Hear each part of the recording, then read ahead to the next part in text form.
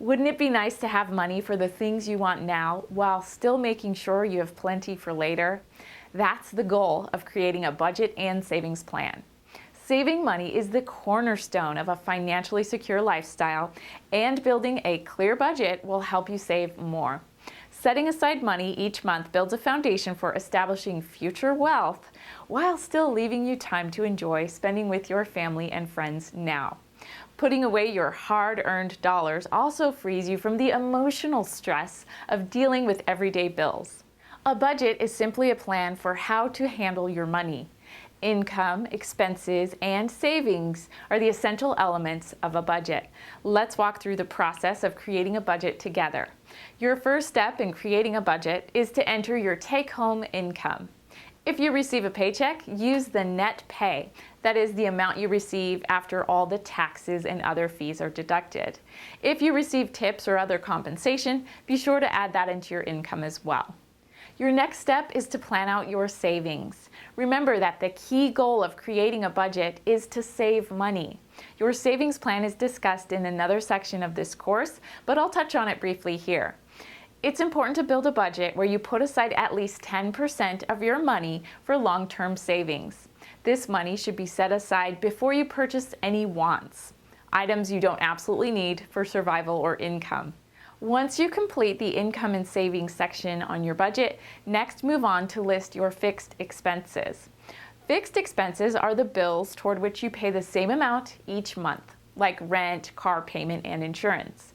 Next, account for the fixed expenses you pay annually: car registration, gym membership dues, or anything else you pay for every year. Enter these expenses into your monthly budget by taking the annual payment and dividing it by 12. For example, if your gym membership costs $240 a year, you should be saving $20 a month toward that bill. The next step is to calculate your variable expenses. Most of us have cash that vanishes each month into unknown voids like stops for coffee, gum, movies, events, or extra groceries. For now, just enter how much you think you spend on variable expenses. For the next month, make it your goal to get a handle on your variable expenses. There are several ways to track spending. Save receipts, carry a small notebook, or tap into the variety of available cell phone apps. Another easy way to track day-to-day spending is by using cash.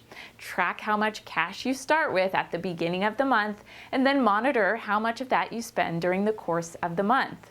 After 30 days, you'll have a good idea of how much money you're spending.